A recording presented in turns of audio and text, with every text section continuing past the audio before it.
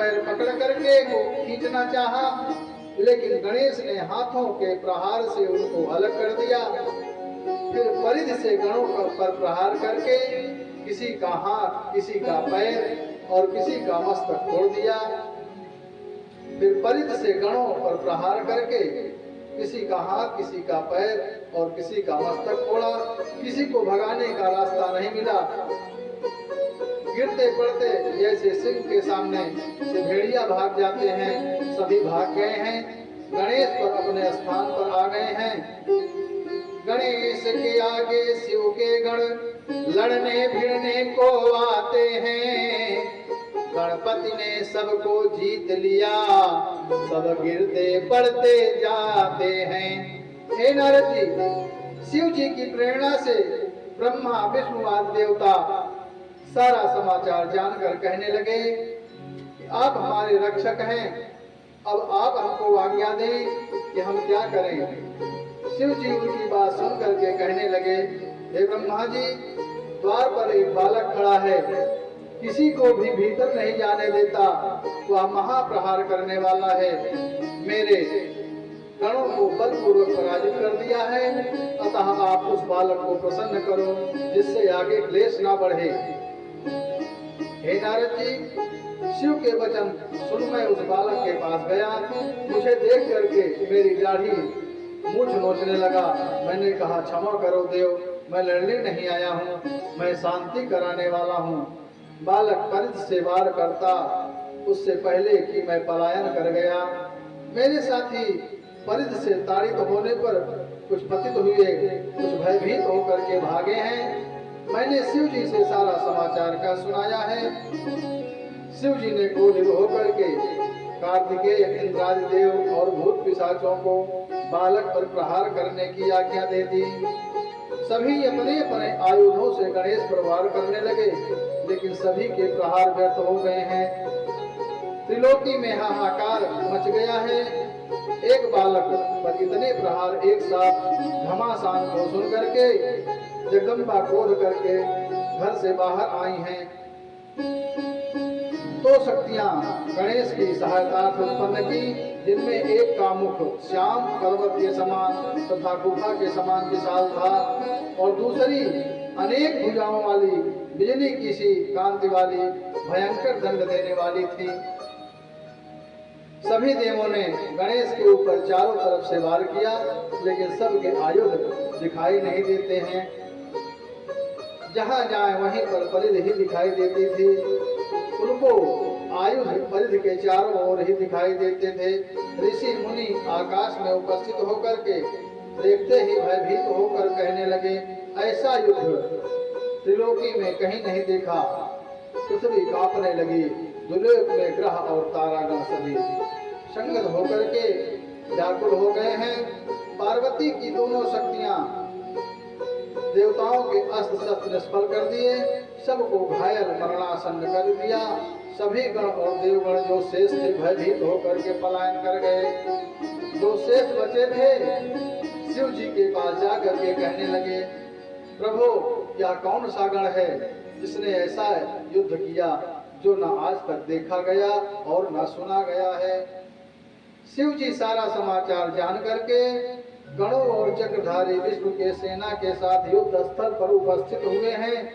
तभी नारद जी ने शिव जी से कहा, हे प्रभु, आपने अब तक अनेक लीलाएं की हैं, अब आप खेल न खेल करके देवताओं का मान बढ़ाइए।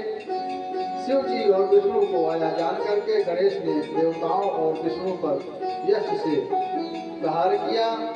उससे विष्णु सहित सभी देवता युद्ध से विरत होकर के शिव जी से बोले, यह बालक कौशल से ही मारा जा सकता है, अन्यथा इसका वध संभव नहीं है। विष्णु भगवान की ऐसी भावना देख दोनों शक्तियां अपना बल गणेश को दे करके अदृश्य हो गई। शिव जी जैसे ही त्रिशूल से वार करने को हुए हैं, गणेश ने माता का ध्यान करके शिव के हाथ में शक्ति से प्रहार किया। उससे शिव के हाथ से धनुष गिर गया। पिनाक लिया, उसे भी गणेश ने पृथ्वी पर गिरा दिया। गणेश ने शिव के पांचों हाथों के शूल से गठित कर दिया है। शिव जी धन्य धन्य कहने लगे। सोचते हैं जब यह मेरा इतना पराभव कर रहा है तब दूसरों की क्या बिसात है। विष्णु कहने लगे कि मैंने अनेक देव दानव गंधर्व यक्ष और राक्षस देखे हैं, पर ऐसी सूरता का तेज रूप कहीं नहीं देखा है। तभी गणेश ने विष्णु पर परिध से वार कर दिया। विष्णु ने चक्र से उसे काट दिया। गणेश ने टुकड़ों से ही विष्णु पर प्रहार किया। उस प्रहार को गरुड़ ने विफल कर दिया। जब युद्ध करते करते अधिक समय हो गया तब गणेश ने यष्टि से विष्णु पर प्रहार करके पृथ्वी पर गिरा दिया। शिव जी ने उसी समय शीघ्रता से त्रिशूल से गणेश का सिर काट दिया। तब देवताओं को शांति मिली। गणपति ने यष्टि प्रहारों से सब देवों को अति त्रस्त किया। व्याकुल होकर शिव शंकर ने तब गणपति का सिर काट दिया। युद्ध स्थल में जब गणेश के सिर का छेदन देखा तो उसी समय नारद जी जो उन्होंने पार्वती के पास जाकर के सारा समाचार सुना दिया और कहा, हे देवी तुम अपना मान मत त्यागना। नारद जी से समाचार सुन करके पार्वती जी कहती हैं, क्या करूं, कहां जाऊं, मुझे बड़ा दुख है। सभी देवों ने और गणों ने मेरे पुत्र को मार दिया, मैं भी अब सबका नाश कर दूंगी।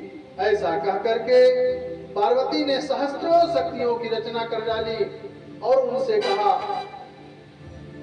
कि सृष्टि में देवता यक्ष राक्षस ऋषि आदि अपने पराये जो भी मिले सबका भक्षण कर डालो। पार्वती की आज्ञा पा करके कराली, कुब्जा का खंजा, लंबशीर्षा आदि अनेक शक्तियां हाथों से पकड़ करके देवताओं को मुख में डालने लगी हैं। ब्रह्मा, विष्णु, इंद्र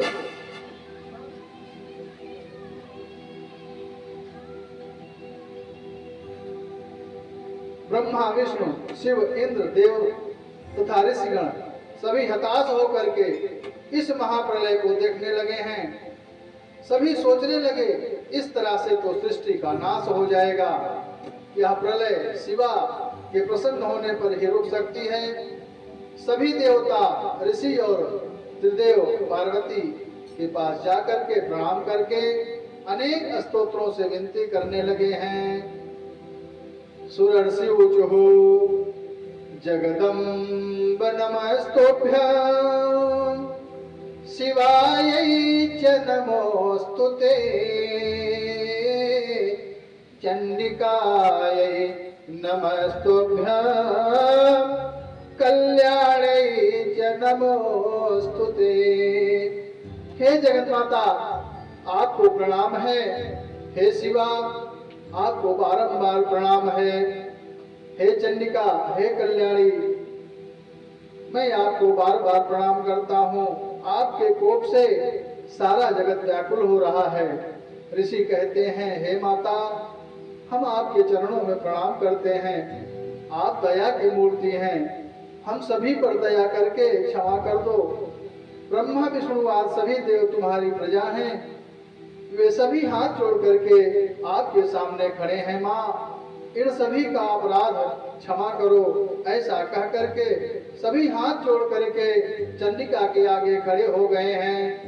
ब्रह्मा, विष्णु और ऋषि मुनि कर जोड़े शीश नवाते हैं। अपराध सभी के क्षमा करो, सब शरण आपकी आते हैं। सभी देवों की आर्तवाणी को सुन करके पार्वती माँ कुछ शांत होकर के कहने लगी, देव्य उवाच मत्पुत्रो यदि जीवेत तदा संहरणं नहि यथा हि भवता मध्ये पूज्योऽयं च भविष्यति। हे स्वार्थी देवों, यदि मेरा पुत्र जीवित हो जाए और तुम सभी देवों में प्रथम पूज्य हो तो संहार नहीं होगा। आज से इसको सबका अध्यक्ष कर सको तो लोक में शांति होगी, अन्यथा तुमको सुख नहीं मिलेगा। सब देवताओं ने शिव जी से कहा। शिव जी कहने लगे, उत्तर दिशा में जो प्रथम मिले उसका सिर काट करके इसके धड़ पर लगा दो। देवताओं ने उत्तर दिशा में जाकर के एक दांत वाले हाथी का सिर ला करके कलेवर को प्रक्षालन करने उसके ऊपर रख दिया और शिव से कहने लगे, हे प्रभु, हम सभी आपसे ही उत्पन्न हुए हैं, वही तेज इन वेद मंत्रों को प्राप्त है। ऐसा कह करके जल को गणेश के सिर पर छिड़क दिया गया। जल के स्पर्श मात्र से कृपा सागर शिव की कृपा से गणेश ऐसे उठकर बैठ गया मानो अभी सो करके उठा है। अपने पुत्र को जीवित देख करके पार्वती बड़ी प्रसन्न हुई हैं। उस समय बड़ा मंगल हुआ। सभी देवों ने गणेश को गणाध्यक्ष पद पर अभिषिक्त करके बड़ा ही उत्सव मनाया है। शिवा ने गणेश को अपने अंग में भर करके आलिंगन किया। अनेक वस्त्रालंकारों से पुत्र को सजा करके मुख चूम करके अनेक वरदान दिए। तुम सबके पूज्य होगे। तुम्हारे मुख में जो सिंदूर दिखाई देता है, इसके कारण सिंदूर, पुष्प, गंध, चंदन, धूप, दीप, नैवेद्य, निरांजन और तांबूल दान तथा परिक्रमा प्रणाम के क्रम से जो पूजा करेगा वह सभी सिद्धियों का स्वामी होगा। उस समय सबको परम शांति प्राप्त हुई है। इंद्रादि देवों ने गणेश को पार्वती की गोद से ला करके शिव जी की गोद में बिठाया है। शिव जी ने सिर पर हाथ फेर करके कहा, यह मेरा दूसरा पुत्र है। गणेश ने उठ करके मुझे, विष्णु, शिव और पार्वती को प्रणाम किया। हम तीनों देवताओं ने कहा, जैसे ही हम त्रिदेव के पूज्य हैं उसी प्रकार गणेश पूजनीय होंगे। हमारी पूजा से प्रथम गणेश की पूजा होगी। जो गणेश की पूजा किए बिना हमारी पूजा करेगा उसका कोई पूजा का फल उसे प्राप्त नहीं होगा। शिव ब्रह्म विष्णु मिल करके गणपति को शीश नवाते हैं। शिव ब्रह्मा विष्णु मिल करके गणपति को शीश नवाते हैं।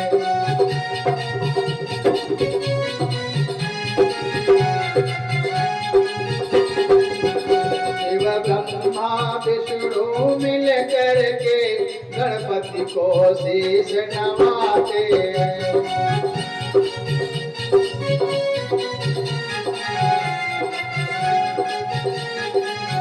पहले गणपति पूजा होगी, हम सब यह वचन सुनाते हैं।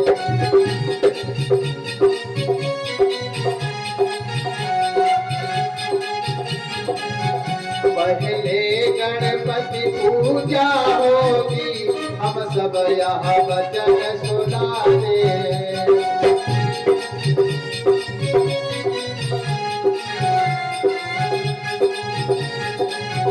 सिंदूर धूप नैवेद्य गंध से पूजा जो कर पाएंगे।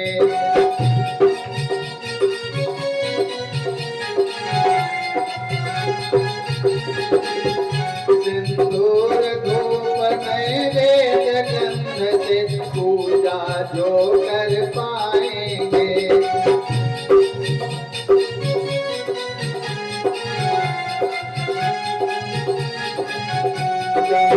तांबूल समर्पित कर वो मन चाहा वर पाएंगे।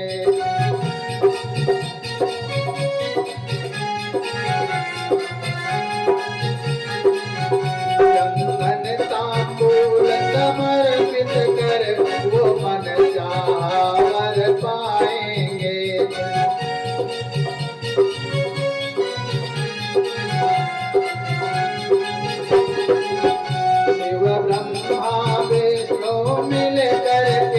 गणपति को शीश नवाते हैं। इस प्रकार कह करके पहले शिव ने, फिर विष्णु ने, फिर मैंने फिर पार्वती ने तदुपरांत सभी देवों ने गणेश की पूजा की तथा सभी ने सर्वाध्यक्ष कह करके वरदान दिया है। शिव जी कहने लगे कि हे पार्वती पुत्र, तुम बालक रूप में पराक्रमी हुए हो अतः सदा तेजस्वी रहोगे। विघ्नहर्ता तुम्हारा नाम होगा। मेरे सभी गणों के अध्यक्ष तथा सभी के पूजनीय होगे। तुम भादो मास की कृष्ण पक्ष की चौथ को शिवा के मन से चंद्रोदय के समय प्रकट हुए हो। इसी दिन वर्ष भर व्रत करने से सुख प्राप्त होगा।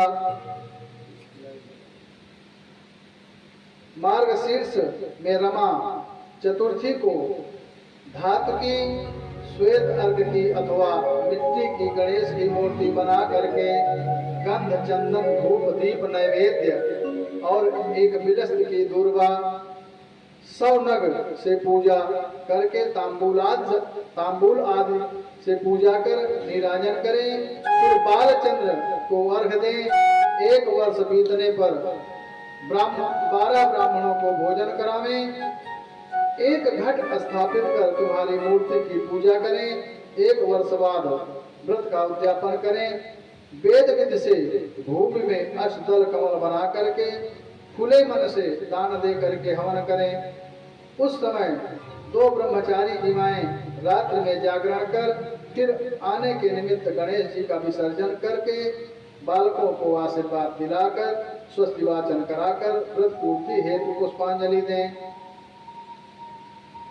सिंदूर चंदन केतकी के पुष्पों से भक्ति भाव से पूजन करने से विघ्नों का नाश होकर के सिद्ध प्राप्ति होती है।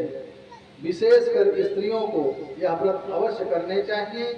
शिव द्वारा ऐसा कहने पर सभी देव ने उनका अनुमोदन किया और शिव गणों ने भी ऐसा ही होगा कह करके सभी ने गणपति का पूजन करके प्रणाम किया। देवता दुंदुभी बजाने लगे। आकाश से पुष्पों की वर्षा होने लगी। अप्सरा नृत्य करने लगी। सर्वत्र आनंद छा गया। शिवाज्ञा पाकर के ऋषि मुनि देवता अपने अपने स्थान को चले गए। जो इस व्रत को करते हैं, कथा सुनते हैं, उनके पुत्रहीन के पुत्र, धनहीन के धन, स्त्री आरोग्यता, परदेश गए की वापसी और सौभाग्य प्राप्त होता है। इस आख्यान को सुनने वालों की सभी मनोकामनाएं पूरी होती हैं। बोले गणेश भगवान की जय हो। बोले पार्वती मैया की जय हो।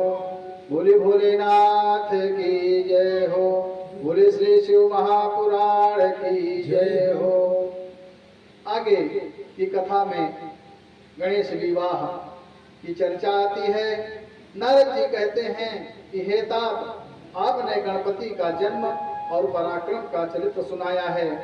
अब आप कृपा करके उनके आगे के चरित्रों का श्रवण कराइए। ब्रह्मा जी कहते हैं कि हे नारद, कैलाश पर शिवा और शिव अपने दोनों पुत्रों के साथ आमोद प्रमोद में मग्न रहने लगे। एक दिन दोनों ने सोचा कि अब हमारे दोनों पुत्रों का विवाह होना चाहिए।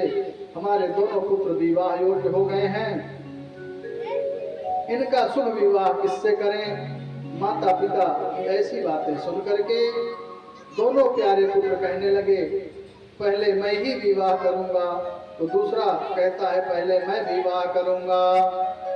दोनों में दृढ़ निश्चय को देख करके शिव पार्वती ने कहा कि जो इस समस्त पृथ्वी की परिक्रमा करके आ जाएगा, उसी का विवाह हम पहले करेंगे।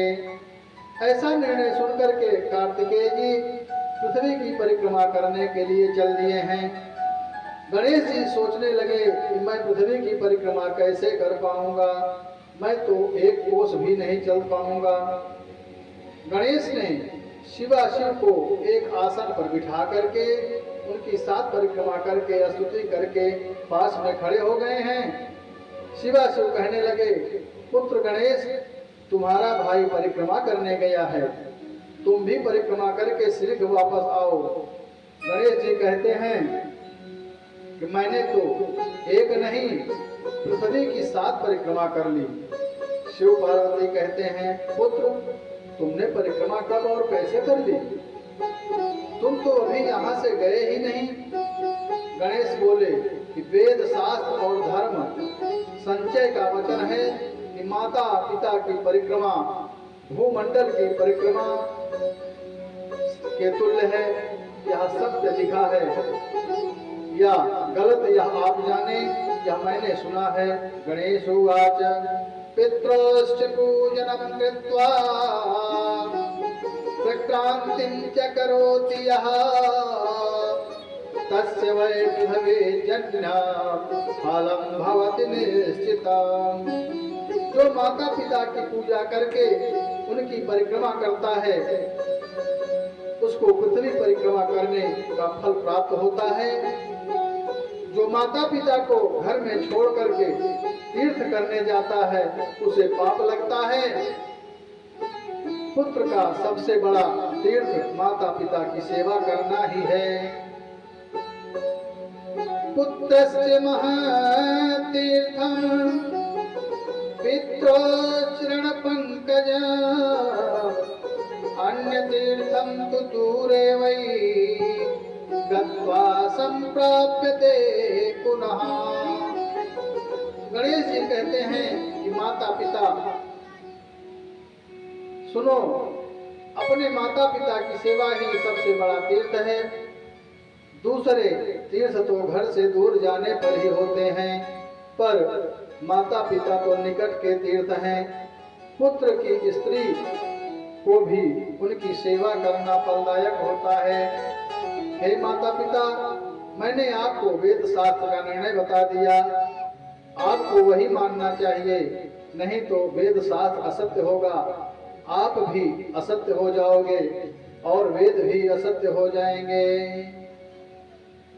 गणेश जी कहते हैं माता पिता के बारे में कि हर बात तुम भूलो मगर माँ बाप को मत भूलना। हर बात को भूलो मगर माँ बाप को मत भूलना।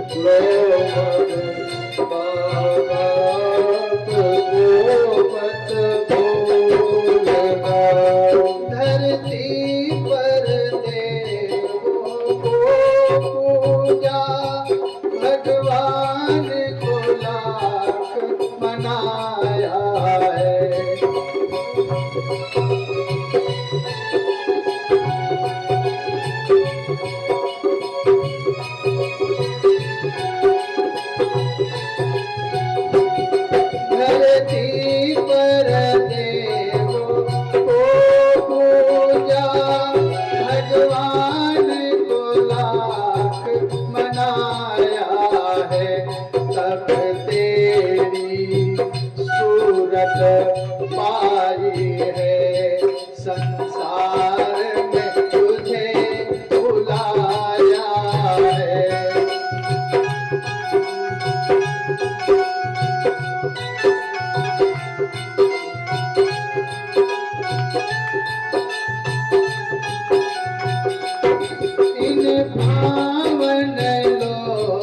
के दिल को पत्थर बनकर मत तोड़ना। इन पावन लोगों के दिल को पत्थर बनकर मत तोड़ना। हर बात तुम बोलो मगर माँ बाप को मत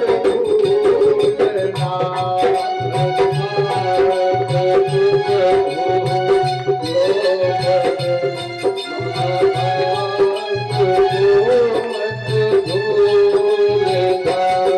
अपनी ही पेट को काटा है और तेरी मांग सजाई है।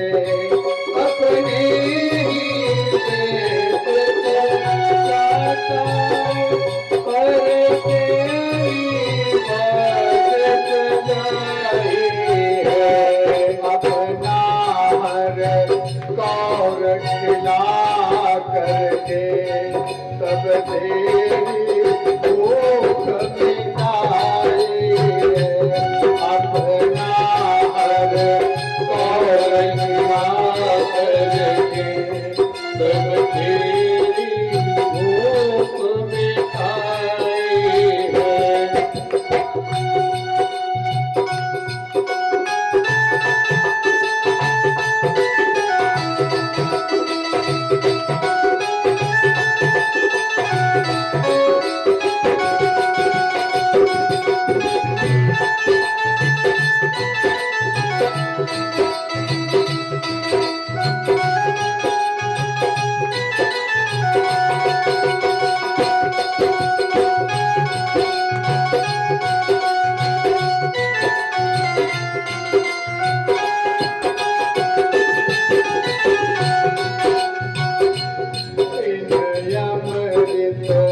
देने वालों के जीवन में जहर मत घोलना।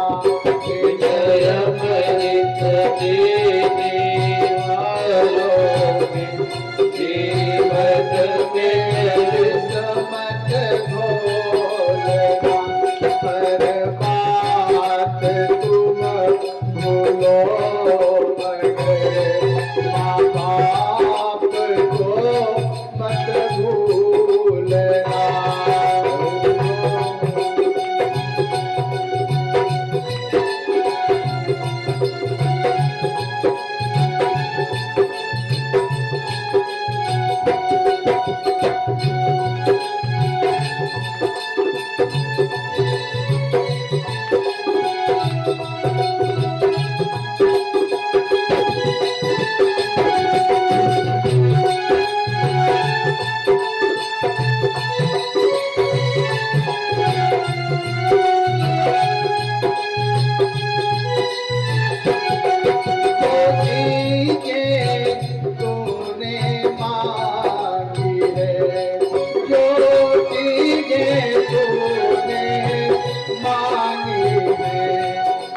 सब कुछ तूने पाया है।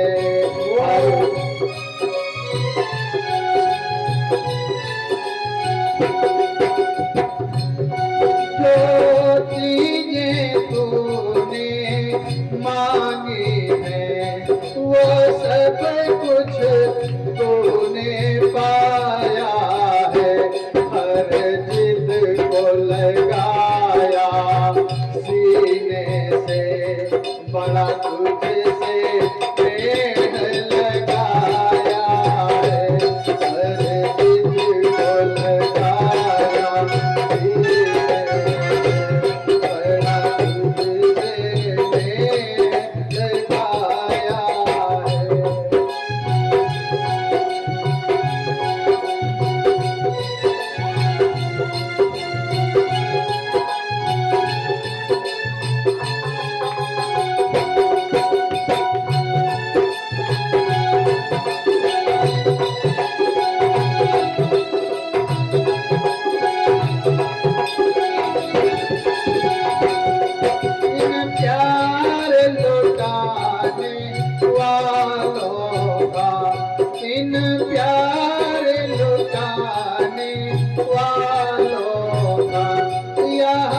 प्रेम कभी मत भूलना, हर बात तुम भूलो मगर माँ बाप को मत भूलना।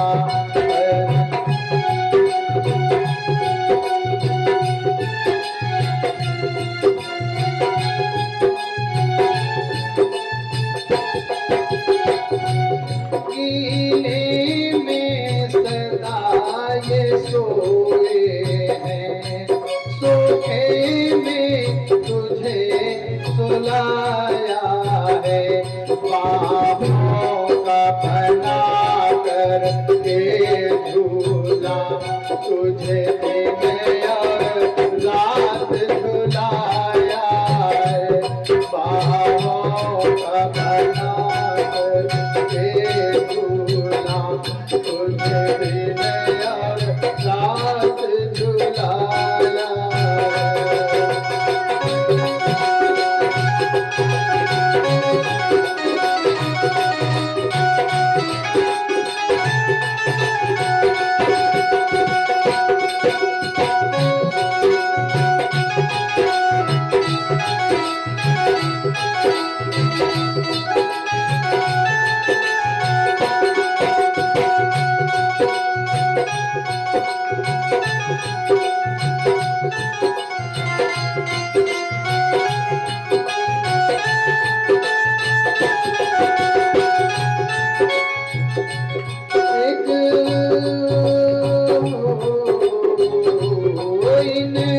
निर्मल निश्चल आँखों में एक आंसू भी मत घोलना, इन निर्मल निश्चल आँखों में एक आंसू भी मत घोलना, हर बात तुम भूलो मगर माँ बाप को मत भूलना।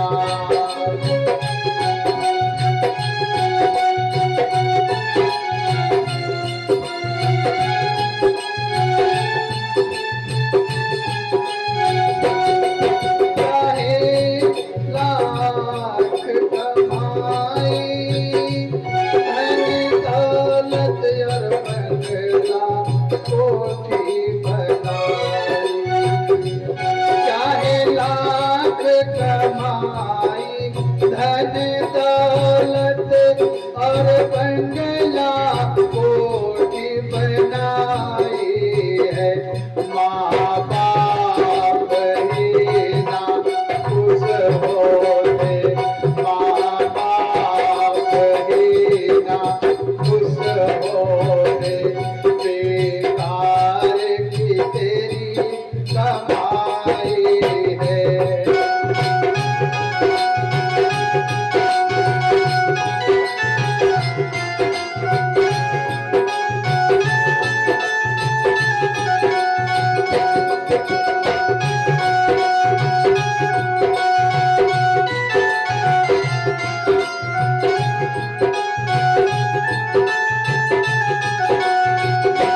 सब लाख नहीं है खाक है सब, सब लाख नहीं है खाक है सब, इस बात को मत भूलना, हर बात को तुम भूलो मगर माँ बाप को मत भूलना, हर बात को भूलो भले माँ बाप को मत भूलना, हर बात के लाओ इस बात को मत भूलना, उपकार के लाओ इस बात को मत भूलना, हर बात को भूलो भले माँ बाप को मत भूलना। बोले गुरुदेव भगवान की जय हो, बोले श्री शिव महापुराण की जय। जय हो। बोले माता पिता की जय हो। गणेश जी कहने लगे कि मैंने आपको जो बताना था बता दिया, अब आप भली भांत विचार करके यत्न पूर्वक जो श्रेष्ठ है उसे संपादन करिए। ऐसा कह करके गणेश जी मौन हो गए हैं। शिवा और शिव दोनों गणेश की विलक्षण बुद्धि की प्रशंसा करने लगे और हमारा पुत्र यथार्थभाषी है। शिव शिवावतु समुत्पन्ने च दुःखे च यस्य बुद्धिर्विशिष्यते तस्य दुःखं विनश्येत सूर्यदृष्टे यथा तमः। शिव और पार्वती जी कहने लगे, आपत्ति आने पर जिसकी बुद्धि शुद्ध बनी रहती है उसका दुख उसी तरह नष्ट हो जाता है जैसे सूर्य के सामने तम यानी अंधकार नष्ट हो जाता है। बुद्धिर्यस्य बलं तस्य निर्बुद्धेस्तु कुतो बलम् कूपे सिंहो मदोन्मत्तः ससकेन निपातितः। शिव पार्वती जी कहते हैं कि जिसमें बुद्धि है उसी को बल है, निर्बुद्धि को बल कहाँ। एक बुद्धिमान खरगोश ने मदोन्मत्त सिंह को कुएं में डाल दिया था। उस बल और मद, उसका बल और मद नष्ट कर दिया था।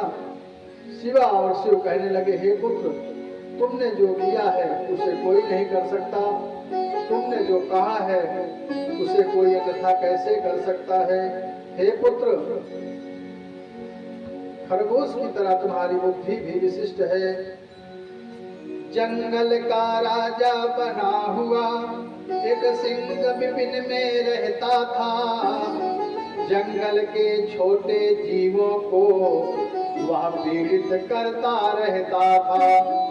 छोटे से शशक के शावक ने शेर की बुद्धि को भ्रमित किया।